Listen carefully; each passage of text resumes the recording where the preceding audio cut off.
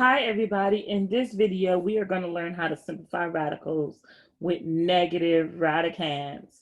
So we are going to be introduced, right, to a new vocabulary word and to a new number system by having negative radicands. So let's just go ahead and start with this definition. So the definition that you need to know is that I squared is equal to -1. You're probably thinking, what on earth is I squared? I squared, or I rather, is the imaginary unit.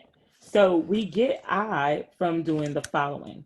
Here's what we're going to do. We're going to take the square root of both sides. So I have I squared is equal to, right, -1. And when I take the square root of both sides, I get I is equal to the square root of -1. And there goes our second part of our definition. This is a very important piece to what we call complex numbers. Our new number system called complex numbers. In the complex number system, we have real and we have what we call imaginary numbers, which we produces our imaginary unit I. So we have real and imaginary numbers in our complex number system. Real and imaginary numbers. Our real and imaginary numbers come in the form of A plus BI, where A is the real part and B is the imaginary part because it is multiplied by our imaginary unit. Okay? So, with that said, let's go ahead and get started. How do we use that to simplify radicals? Well, that means that -1 is our new perfect square. And so if you think of our perfect squares, right, let's go ahead and make a list of perfect squares. If you think of our perfect squares, we've always started our perfect squares with the number 1, right? So 1, 4, right? 9, 16, 25, 36, 49, 64, 81, 100. Okay, and we can keep going on and on. Now we're going to add to the list. We're going to add -1 to our list, our perfect square of -1. We also know that when we take the square root of these numbers, we get the value that made us be able to get it in the first place, right? So the square root of 1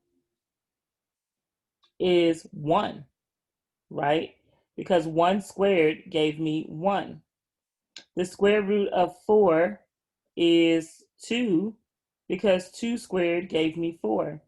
The square root of 9 is 3 because 3 squared gave me 9. The square root of 16 is 4 because 4 squared gave me 16. So, and continue so on and so forth. So when you get to I, right, we understand that I squared gave us -1 by definition. You see how it all just works out? So what a square root looks like. A square root is a radical, right? So we can say the square root of, let's do this in a different color. Square root of 4 is 2.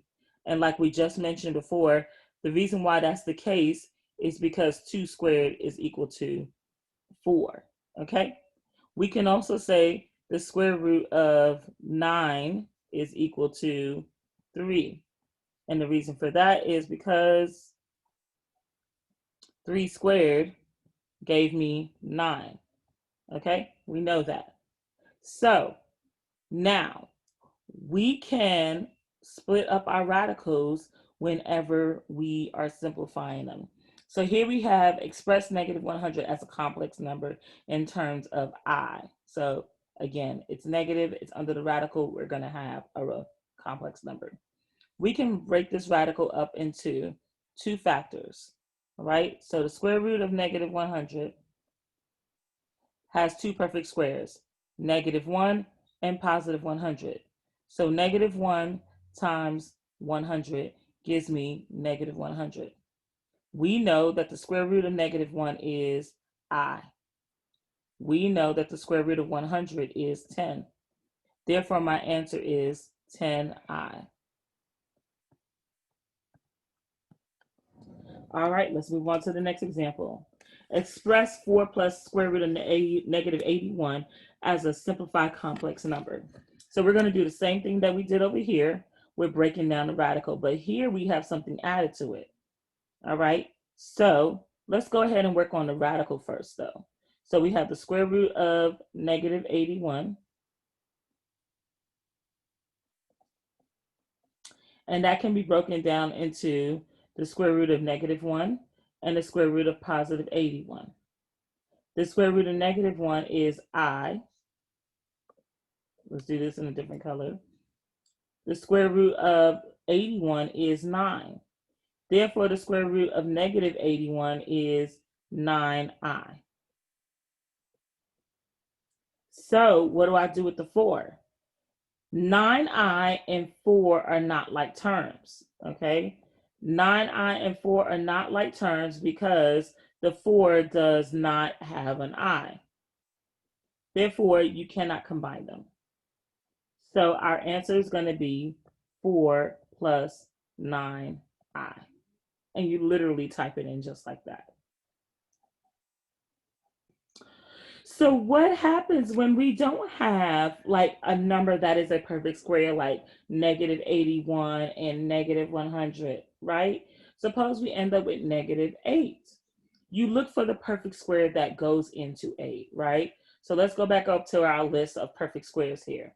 What perfect square on this list goes into the number 8? Is it 1? Is it 4? Is it 9? Is it 16? Is it 25? We know that it can't be 16 or 25 because those numbers are too big. They're bigger than 8.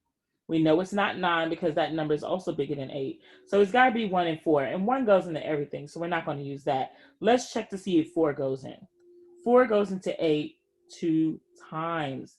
So I can split this radical into 3 factors. Like here it goes. So we have the square root of -8 is equal to the square root of -1 times the square root of 4 times the square root of 2. And we break it into those 3 radicals so that we can go ahead and simplify it. So the square root of -1 is I. The square root of 4 is 2. And you cannot take the square root of 2, right? That's irrational. You cannot take the square root of 2.